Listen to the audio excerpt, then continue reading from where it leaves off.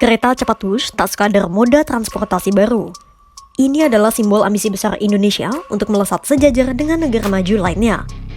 Namun di balik kecepatan 350 km per jam itu, ada cerita yang berjalan jauh lebih lambat.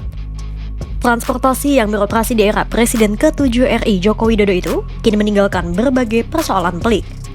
Utang besar, negosiasi cicilan yang panjang, hingga beban yang bisa diwariskan hingga 60 tahun ke depan.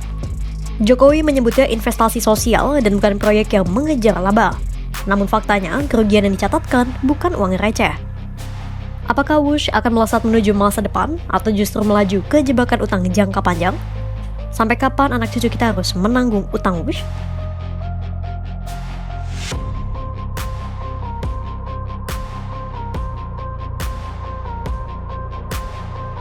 Kabar soal perpanjangan tenor utang menjadi 60 tahun pertama kali diungkapkan oleh Ketua Dewan Ekonomi Nasional Luhut Binsar Panjaitan.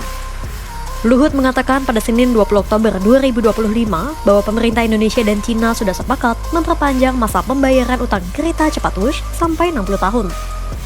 Jika dihitung-hitung, utang Wush akan lunas saat Republik Indonesia berusia 140 tahun, yakni pada 2085. Dengan perpanjangan tenor pembayaran, maka kewajiban tahunan untuk membayar utang akan menurun dari 2 triliun rupiah per tahun menjadi 1,5 triliun rupiah per tahun. Meski demikian, saat isu perpanjangan tenor ditanyakan kepada COO BPI Danantara, Doni Oskaria, ia tak menjawab maupun mengiyakan. Doni justru menyebut proses negosiasi pembayaran utang proyek kereta cepat Indonesia-Cina masih dalam proses. Namun, ada beberapa opsi penyelesaian utang yang telah disiapkan Danantara. Lantas, bagaimana bisa utang KCJB membengkak? Seperti apa duduk perkaranya?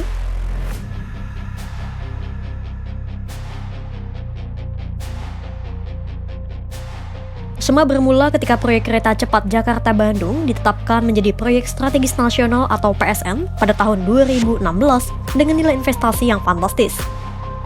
Biaya total dari proyek ini mencapai 7,27 miliar dolar Amerika Serikat atau sekitar 118 triliun rupiah, sudah termasuk pembengkakan biaya sebesar 1,2 miliar dolar Amerika Serikat per 22 Agustus 2025. 75% dari biaya total proyek berasal dari utang yang dipinjamkan oleh China Development Bank atau CDB dengan bunga 2% per tahun dan tenor 40 tahun. Sementara sisanya dibiayai oleh setoran awal pemegang saham.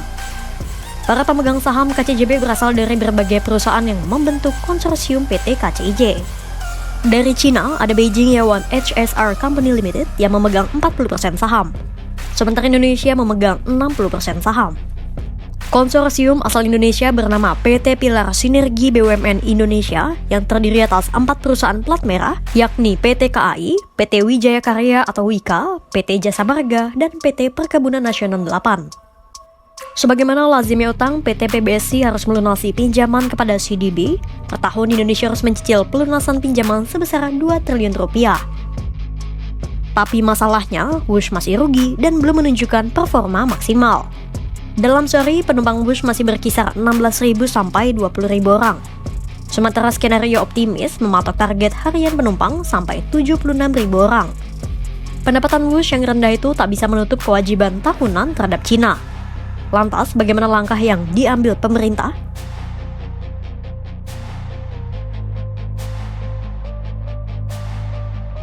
Dalam perkembangannya, pemerintah memutuskan agar utang kereta cepat Wush tidak lagi ditanggung langsung oleh negara, melainkan oleh Badan Pengelola Investasi Danantara, lembaga investasi yang menaungi sejumlah BUMN termasuk PT KAI. Menteri Keuangan Purbaya Yudi Sadewa menyebut, dalam setahun Danantara bisa mencapai dividen hingga 80 triliun rupiah atau lebih. Menurut Purbaya, utang KCJB seharusnya dikelola oleh Danantara yang menaungi PT KAI dan bukan lagi membayar utang dengan APBN. Itulah mengapa kini BPI Danantara masih terus melakukan negosiasi dengan pemerintah Cina. CEO Danantara Doni Oskaria optimis masalah utang ini bisa diatasi dan sudah tersedia beberapa alternatif penyelesaian. Salah satunya mungkin dengan perpanjangan tenor menjadi 60 tahun. Isu yang belum dikonfirmasi langsung oleh Danantara.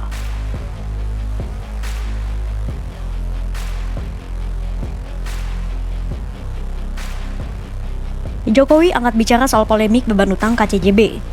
kepada media pada Senin 27 Oktober 2025, Jokowi mengatakan bahwa kereta cepat Wush dibangun bukan untuk mencari keuntungan finansial, melainkan sebagai investasi sosial bagi masyarakat. Hal itu Jokowi sampaikan pada Senin 27 Oktober 2025 saat ditemui di Mangkubumen, Banjarsari, Solo. Prinsip dasar transportasi massal, transportasi umum itu adalah layanan publik. Ini kita juga harus ngerti, bukan mencari laba. Jadi, sekali lagi, transportasi massal, transportasi umum itu tidak diukur dari laba, tetapi adalah diukur dari keuntungan sosial. Social return on investment. Apa itu? Tanya pengurangan emisi karbon, produktivitas dari masyarakat jadi lebih baik, polusi yang berkurang, waktu tempuh yang bisa lebih cepat. Jokowi menyebut pembangunan Wush bermula dari masalah kemacetan di Jabodetabek dan Bandung selama 20 hingga 40 tahun terakhir. Presiden ketujuh itu mengeklaim kemacetan Jakarta bisa merugikan negara 65 hingga 100 triliun rupiah per tahunnya. Itulah mengapa Wush dibangun untuk mengalihkan kemacetan akibat banyaknya kendaraan pribadi dan mengurangi kerugian. Agar masyarakat berpindah dari transportasi pribadi, mobil atau sepeda motor ke kereta cepat, MRT, LRT, kereta bandara, KRL.